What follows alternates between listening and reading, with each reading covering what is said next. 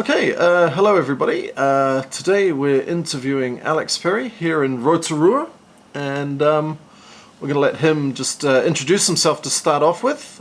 So take it away, Alex. Okay, kia ora everyone. Some of you might know me from activist circles. I've been doing a lot on online social media and out in the community as well. By profession, I'm an English language teacher here in Rotorua, but recently had to stop working because of a diagnosis of incurable cancer, which I'm putting a lot into the fight to beat. But yes, so that's where my focus is now, but I've still got a lot of focus on social justice issues, mental health advocacy, and things like that. And delighted to be talking to Barry today. Okay, so just to start off with, Alex, if you could just perhaps we'll go back in time a little bit. If you can just background some of the political involvements that you've had in the past, leading up to being in Rotorua, because I know you have done quite a bit before. So can you just fill us in a bit? Yeah, sure. I guess my first introduction to activism happened probably during uni days in the UK, because I grew up overseas because of my father's job. So via Singapore, I ended up in the UK doing my history degree at Staffordshire Uni. And at the time it was early to mid 90s, and student grants cuts were a big thing for the day. So there were lots of student marches trying to protect their grants and things. Didn't affect me as an international student, but I was supporting and showing solidarity for my mates. So I got into things through that, and a little bit student politics, the political clubs and things. So that was my introduction. And then for many years I wasn't really directly involved, just followed the national scene wherever I was, the international scene. And then when I came back to New Zealand at the beginning of the 2000s, started following that. Ironically, before I found my footing, someone from ACT tried to recruit me. Luckily I had enough nous not to worry about that and get involved with that. But looking back, it's one of my early introductions to New Zealand political life. Before I really knew who ACT were, but I found out very quickly and was disavowed from taking that any further, as you probably can guess. And then from there went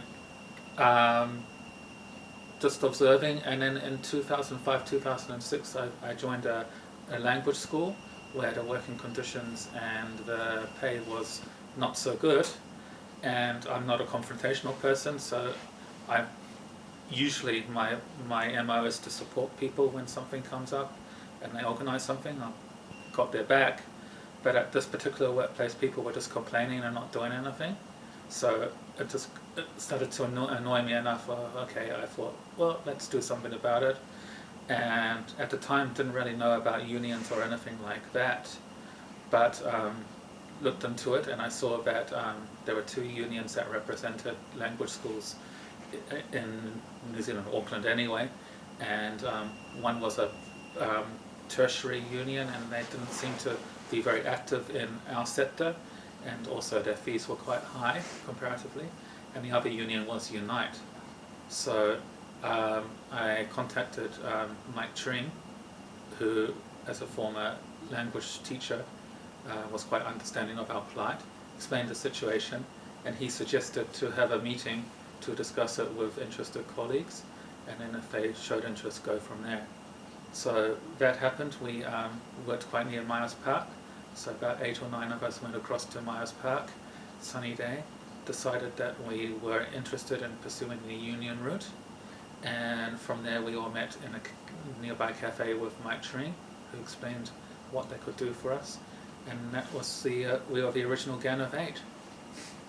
Yeah, and so that's how I started in the union movement, and then from there became interested and involved in campaigns, because of course unions don't just campaign on workplace issues, they also campaign on broader issues as well, especially an activist union like Unite.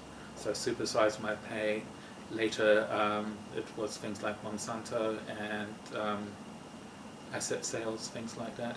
various other issues. So I became more and more interested in social justice that way. And yeah, so that's where it all started. Okay.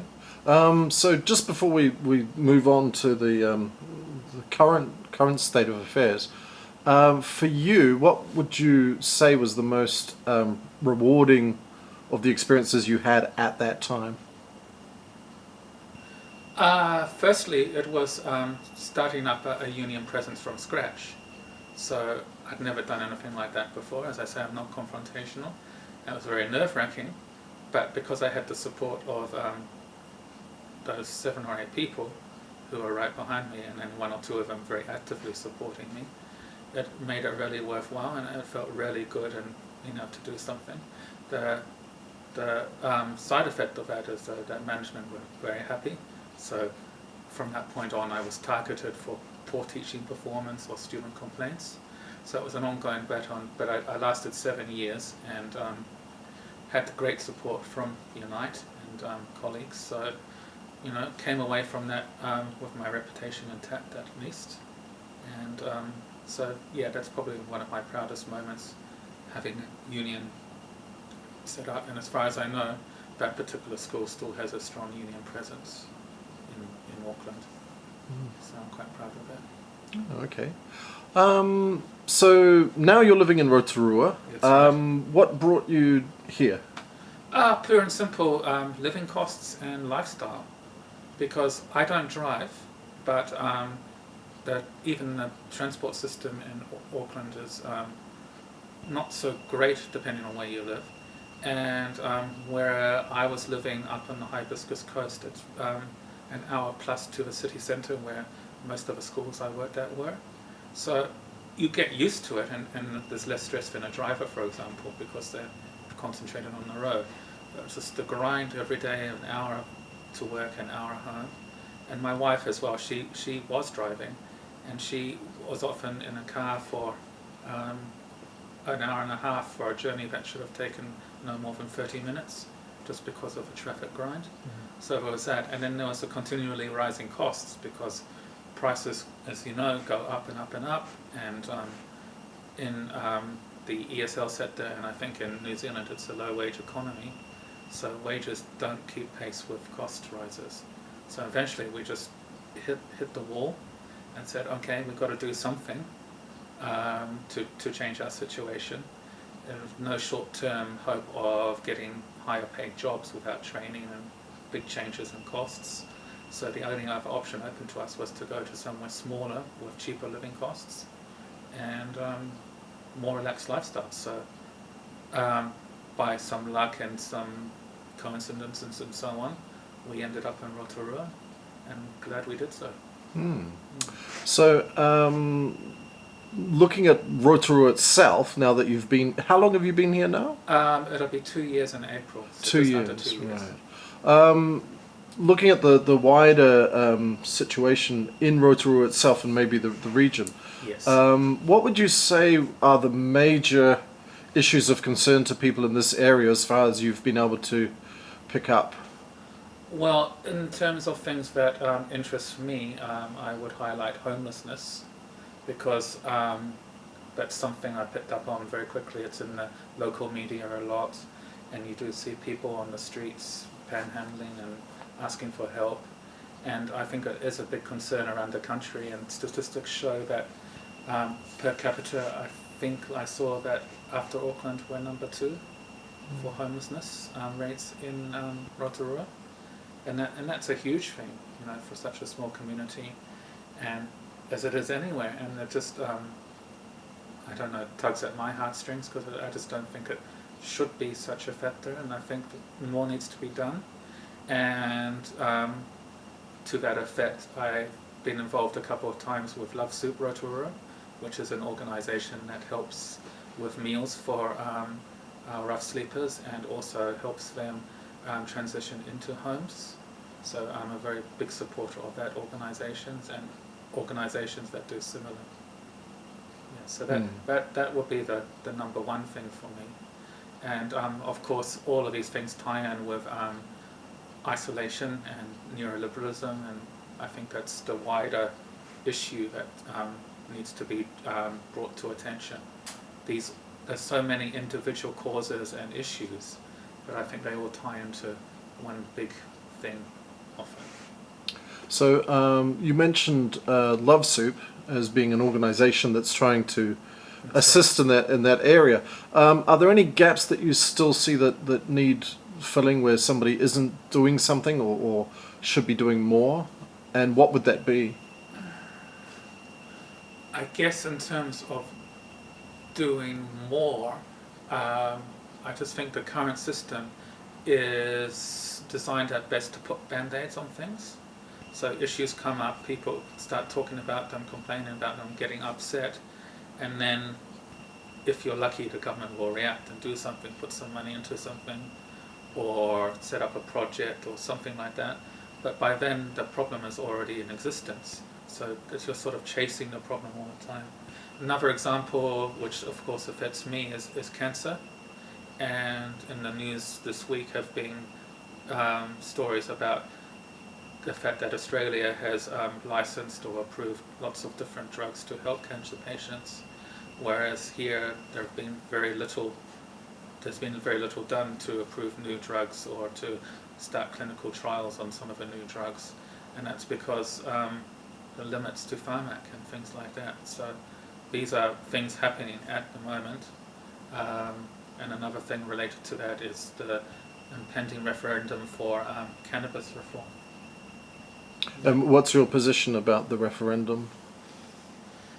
Again, I'm biased, so I've been looking into the potential benefits for treatment for cancer patients and terminal patients, and for me there seems to be a lot to look at very closely.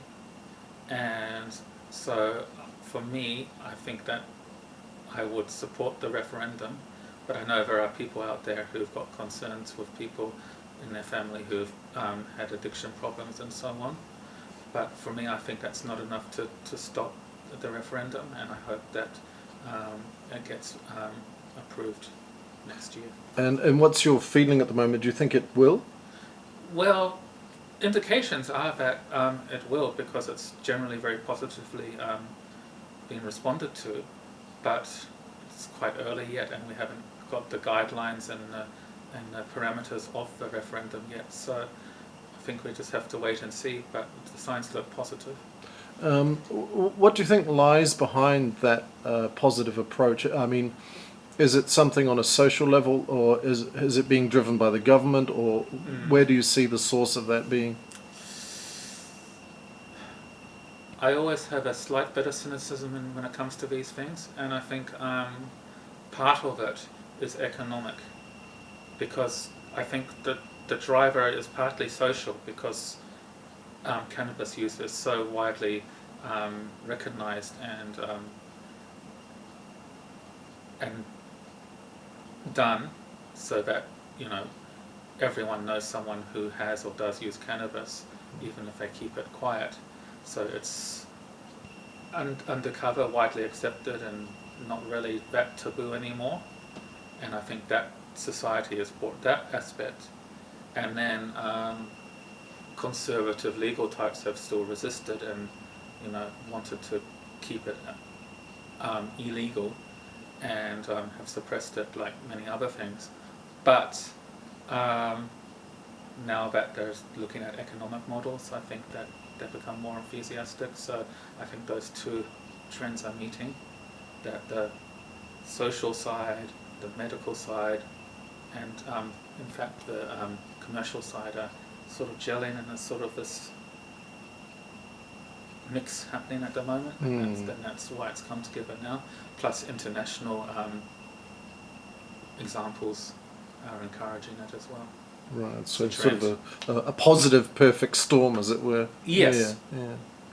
Yeah. So you've looked. I'm thinking again of the situation locally. Yes. You've recognised homelessness as being a bit of an issue. Are there any other prominent ones that you see around, other than homelessness? In Rotorua? Yeah, or the area around Rotorua as well. Well, homelessness, poverty, drugs. I think that's another widespread issue that we're facing in this community and all around the country. So drug addiction, and so that makes it a bit tricky. We're just talking about cannabis, but also I think the issues with MDMA and P, things like that. I think these are issues that the government and agencies are struggling to deal with, and I think more work needs to be done for that, to support families at an earlier stage, not just wait until people are addicted and are going through those struggles where they are turning to crime or self-harm and things like that. I think more needs to be done at an earlier stage with that. So, in terms of cannabis and the legal side of it, people are saying that we need to shift towards a medical health attitude or response rather than a criminal one. Yes. What about in the case of something like P? It's very tricky, isn't it? Because that sensitivity shouldn't just change just because the drug has changed, but the response in terms of reaction to the use of that drug can be very different. So some drugs initiate a more violent response and a more dangerous response to the individual and the community. So I think there needs to be a balance between understanding and caring for people going through this, counselling and medical support, but also security so that those people are not vulnerable to harming themselves or others. So it needs to be a balanced approach, I think. Right. Not one or the other. Okay. Not one response for cannabis, one response for P, one response for other drugs. So a sort of unified, overarching response. That recognises different aspects of different drug use. So, turning now from a local or possibly regional level, looking at it on in terms of New Zealand or the nation as a whole. Yes. I know one of your interests is about neoliberalism and the effect that that's had. Yes. Where do you think things are at now on a national level in terms of the effects of neoliberalism and the way that things are structured and so on? It's been around a long time now. Yeah. Where is it now? Where's it at? Well, our current government is starting to talk about things like the well-being budget and things like that. But I'm just hoping that's not more warm words and bollocks. So I'd be interested to see how that translates. They've talked about 2019 being the year of action. So I'd be interested to come back and talk to you in December to see what action, if any, has actually been taken, or if again is it just band-aids.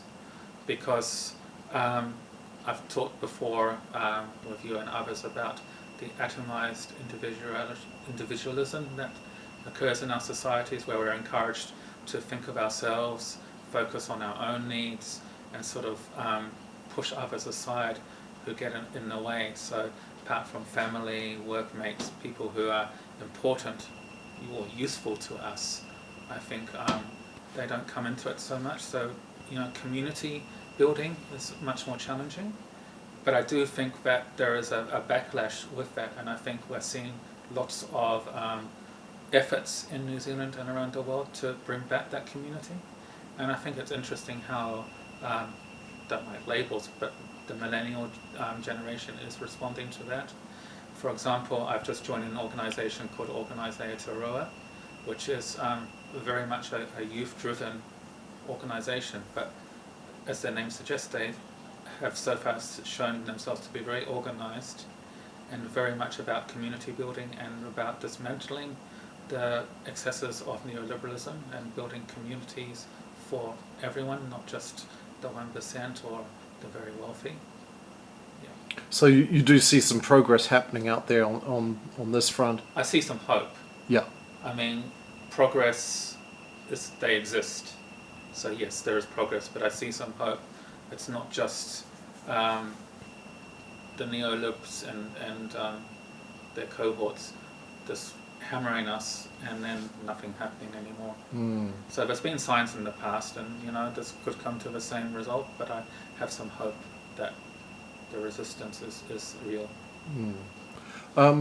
What do you think would be the hardest aspect, or the most intractable aspect of neoliberalism to try and counter? Is it the sense of is it on that ideological, theoretical level, where how people, like you said, the atomized individual, or is it more the material side of actually how, say, the economy is structured, or is it a mix, or what? I think it's a mix. So I think that, as you mentioned, the individualism problem is psychological, because I think that exists on a psychological level. You've got to look after yourself. It sucks that other people are suffering, but it's all about us. We've got to do what we can, tough on the other guy or girl. But I think from the economic, commercial side, you've basically got billionaires telling millionaires what to do. And so they're favoring their own nest, so they've got a vested interest. So for them it's win-win, but for the rest of society it's a big loss, because we're at the beck and call of them, and things like austerity. Austerity benefits that model because it's getting everyone else to cut, but meanwhile profits go up for the incredibly wealthy. Okay, neoliberalism is part of an international system. Yes. So let's take it now in that direction of broadening it out. Sure. Because I think, well, for example, what about the tendency to see New Zealand as an exceptional example? I'm thinking of the 2008 global crisis. Yes. New Zealand weathered it reasonably well. We're geographically at the bottom of the world. Yeah. Can we be smug and complacent about some of the international trends, or? Hell no. No.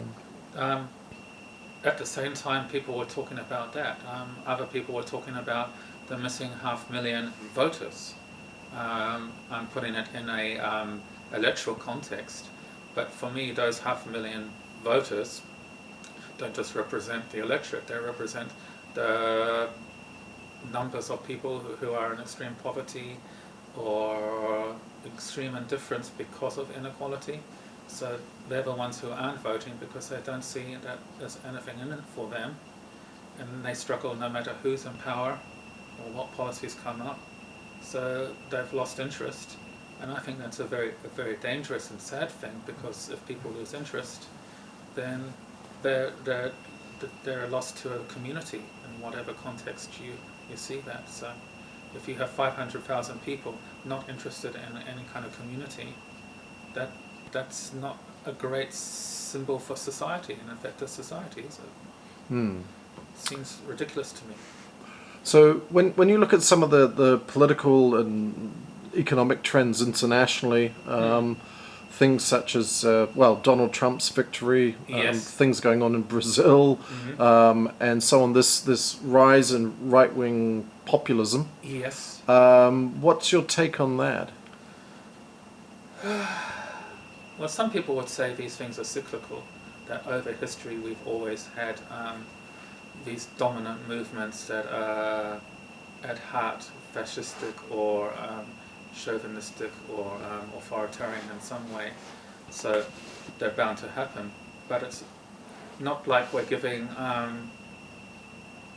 great alternative with what the status quo is giving us.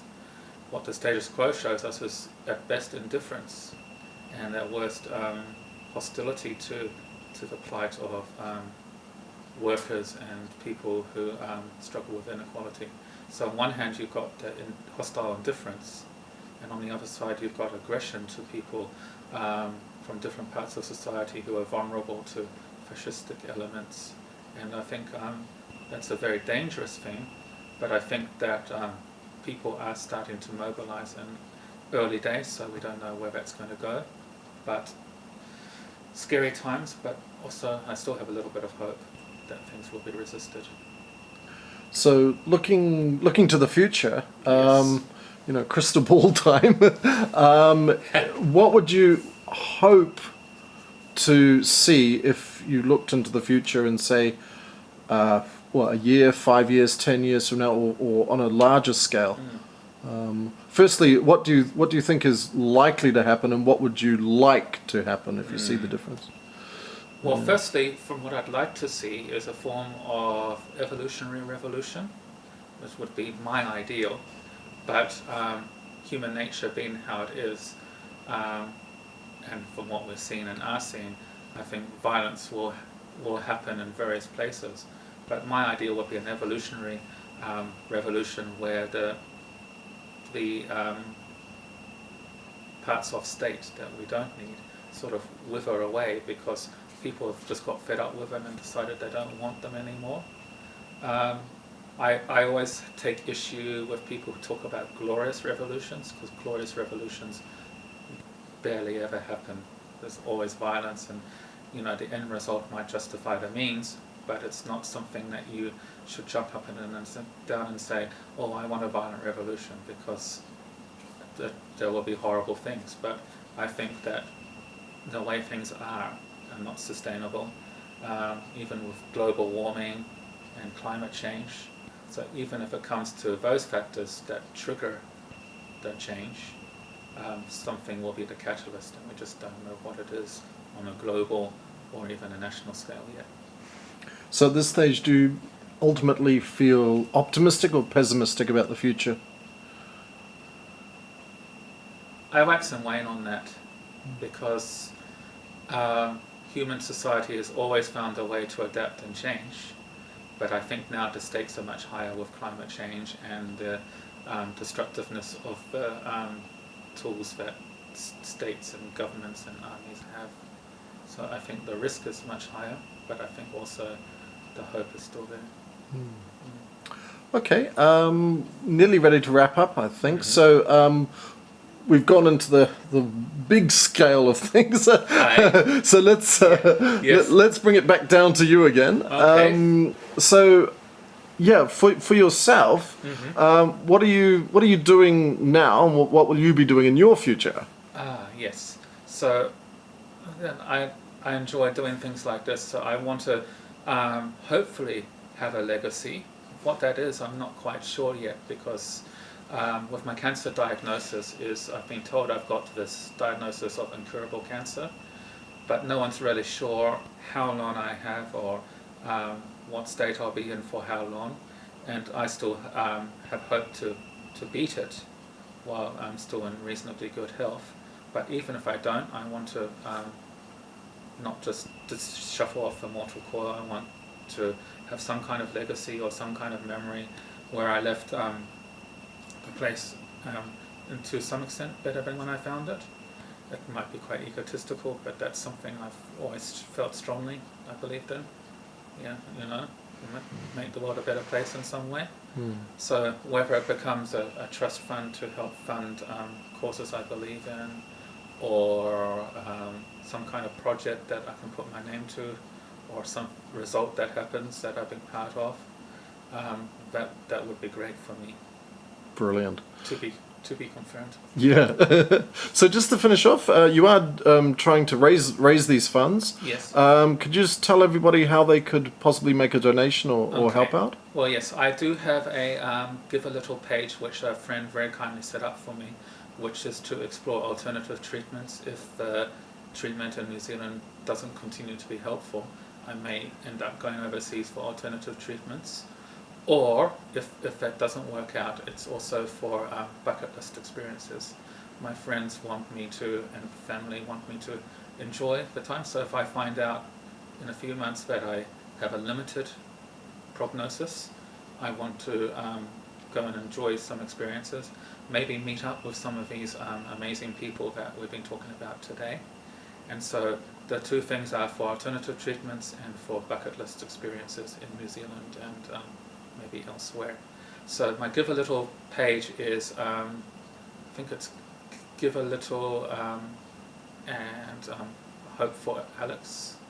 I'm not sure, you can look it up, Give a Little Alex Pirie, and Google, and you'll find my page.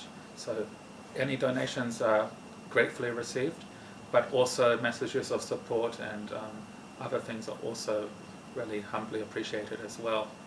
I've also got a comedy gig which Brendan Lovegrove has organised for me, and that's on February 26th at the Classic Comedy Club in Auckland. Tickets for that are $30 plus $3.50 for admin, and that also goes to the same course, and that's on Event Finder, and I think that's Event Finder Hope for Alex. You can find that on Event Finder or also Google.